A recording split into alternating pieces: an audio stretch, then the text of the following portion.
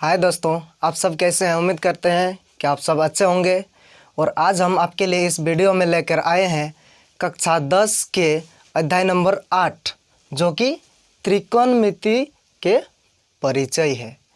यानी कि एकेडमिक के कोर्स के तरफ से आपके लिए इस वीडियो में हम लेकर आए हैं त्रिकोणमिति के परिचय अध्याय नंबर 8। तो इससे पहले अगर हमारे वीडियो को आप सब्सक्राइब नहीं किए हैं तो सब्सक्राइब कर देंगे और अपने दोस्तों में शेयर ज़रूर करेंगे, क्योंकि ताकि अपने दोस्तों को भी इस अध्याय का स्टडी करने में आसानी हो। धन्यवाद। तो अब हम शुरू करेंगे इस वीडियो में आपके लिए त्रिकोणमिति का परिचय। अब देखेंगे कि त्रिकोणमिति का परिचय यानी कि इसके शब्द में ही इसके मीनिंग है, इसका मतलब जो है इसके शब्द में ही है। हम जानते हैं कि त्रि यानी कि इसका मतलब हम जानते हैं तीन, और कोण का मतलब तो दोस्तों आप सबको पता है, जो एंगल कोण जो एंगल होता है जिसको हम डिग्री में मापते हैं। यानी कि इन त्रिकोण वाला जो भी आकृति होगा उस आकृति का हम अध्ययन करेंगे। तो हम जानते हैं दोस्तों कि त्रिकोण वाला जो आकृति होती है यानी कि उसका नाम होता है त्रिभुज। और जो हम त्रिकोणमिति में पढ़ेंगे वो सिर्फ एक ही त्रिभुज के बारे में पढ़ेंगे जो समकोण त्रिभुज होता है।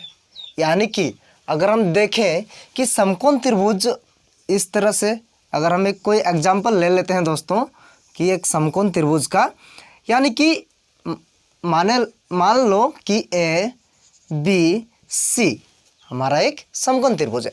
और इस समकोण त्रिभुज यानी कि एक 90 डिग्री एक कोण, ये कंपलसरी है समकोण त्रिभुज में। और बाकी जो दो कोण होता है दोस्तों, ये दोनों कोण यानी कि ये एंगल सी और ये एंगल ए, ये दोनों न्यून कोण बनता है। और जो भी त्रिकोणमिति के परिचय में हम पढ़ेंगे यानी कि इस कोण ये सी अथवा कोण ए, इन कोण के साथ ये तीनों भुजा जो ए बी बी सी और ए सी है, इन तीन भुजाओं के रिलेशन को पढ़ेंगे, यानी कि इसके संबंध को पढ़ेंगे।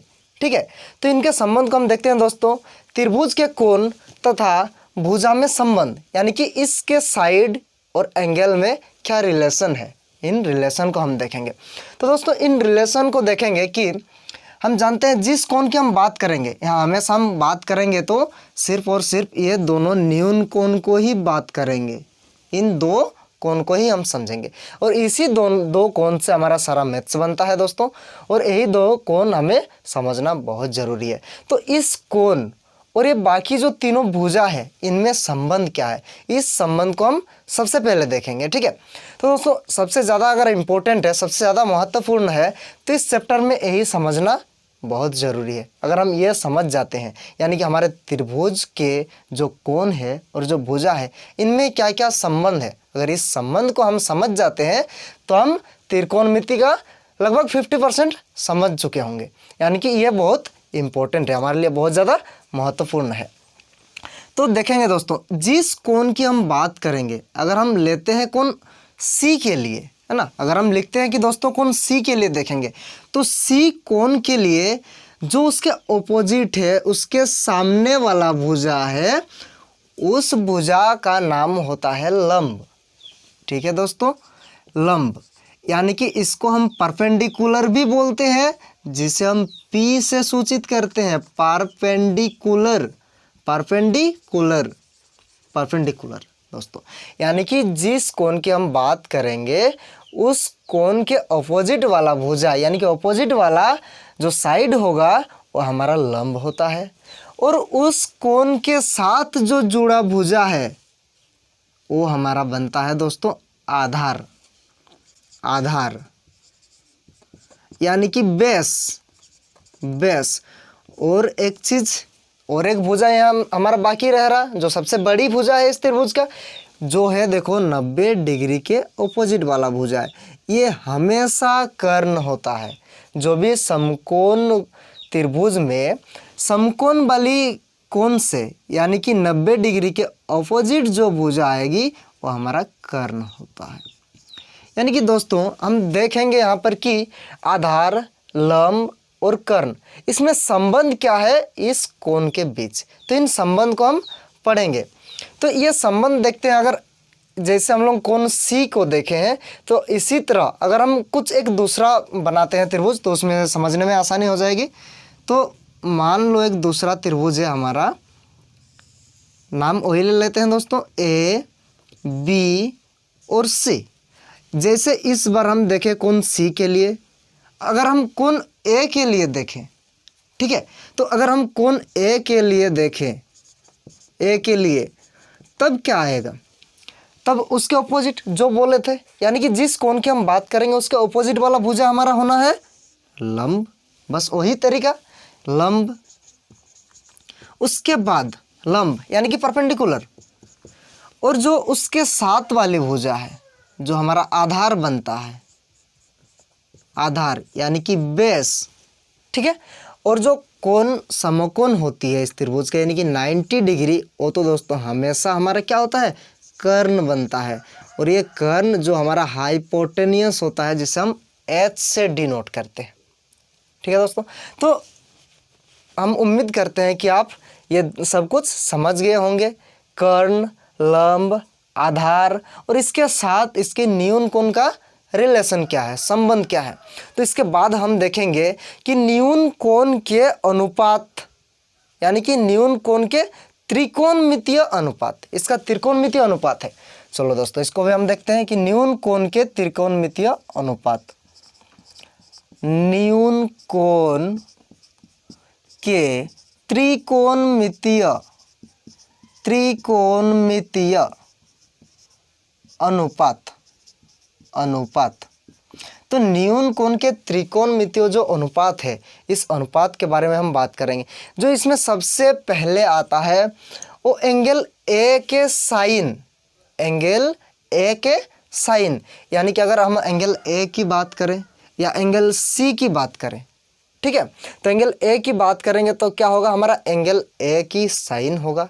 यानी कि अगर हम लिखते हैं कि एंगल ए की साइन क्या होगा, अगर जब हम एंगल ए की बात करेंगे, ठीक है, और अगर हम एंगल सी की बात करें तो एंगल सी के साइन, तो उस कोण के रिस्पेक्ट में उसके अनुपात को हम देखेंगे, यानी कि उस कोण के हिसाब से जो हमारा अनुपात बनेंगे।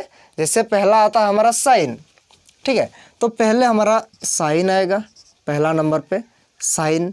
अब देखो दोस्तों, साइन ए लिख सकते हैं हम यहाँ, या साइन सी लिख सकते हैं, क्योंकि हमेशा ये हम बात करेंगे दोस्तों न्यून कोण के, और हमारा जो न्यून कोण है वो सिर्फ ए और सी है, ठीक है। तो न्यून कोण सिर्फ ए और सी है, यानी कि एंगल ए और एंगल सी का इसका अनुपात हम देखेंगे, क्योंकि हमें जो देखना है ये संबंध वो सिर्फ न्यून कोण के देखने हैं। तो दोस्तों हम ए का लेंगे या सी का लेंगे, ठीक है, तो हम इससे अच्छा हम क्या करेंगे कि इस न्यून कोण को हम किसी ना किसी सिंबल से संकेत कर देते हैं, जो जनरली संकेत किया जाता है थीटा से। थीटा आप सुने होंगे, थीटा सुने हैं, इसके अलावा थीटा, फाई, पाई, अल्फा, बीटा, ये सब आप सुने होंगे।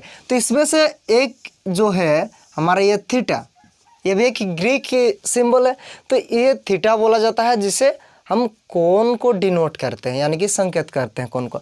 तो हम दोनों न्यून कोण के बदले हम क्या ले लेंगे, थीटा लेंगे।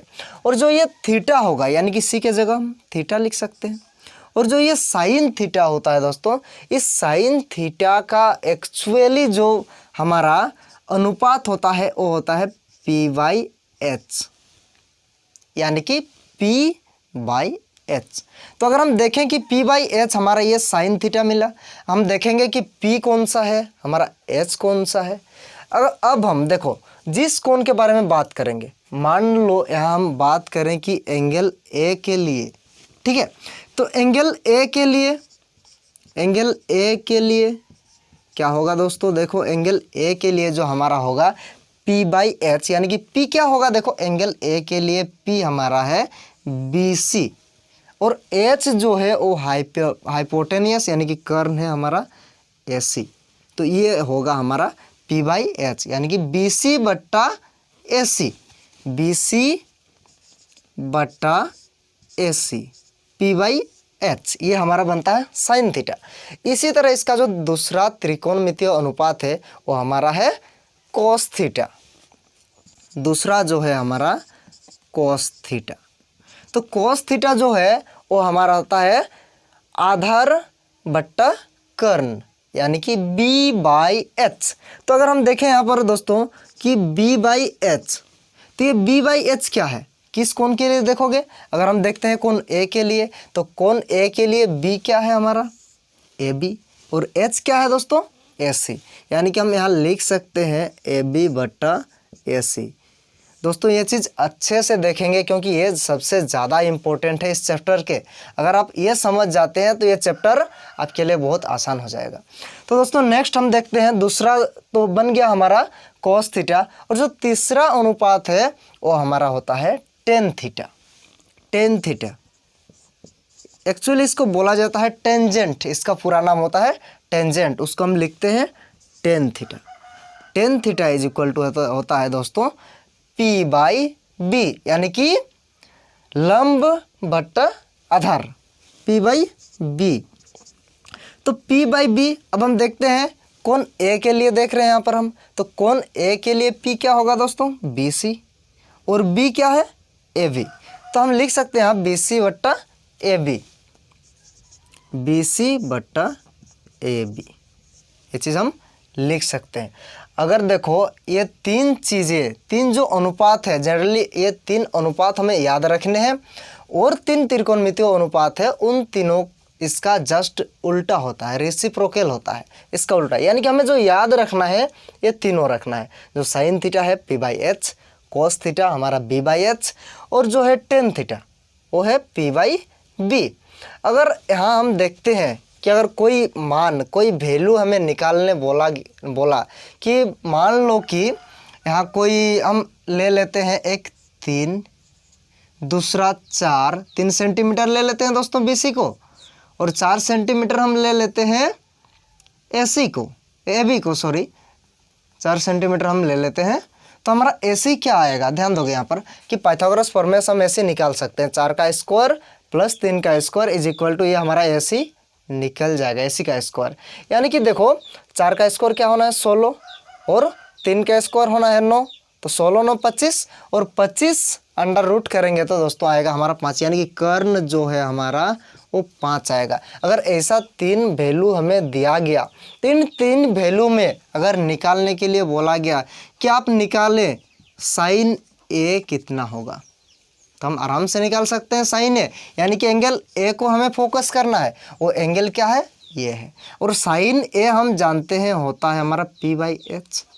अब देखो ये p/h साइन ए के लिए, यानी कि कोण ए के लिए p क्या होगा, उसके ऑपोजिट देखो, कोण ए के लिए p है हमारा BC बट्टे h तो हमेशा वही होता है AC, यानी कि जो हमारा कोण B 90 डिग्री के ऑपोजिट बनता है, यानी कि AC, तो हम लिख सकते हैं AC। अब दोस्तों इसका वैल्यू पुट कर दो सीधा, जो हमारा BC है वो BC हम 3 लिए हैं, और H यानी कि जो हाइपोटेनियस है वो हमारा 5 आया है, यानी कि ये जो हमारा आंसर होगा sine A p/h is equal to BC/AC हमारा 3/5 होगा।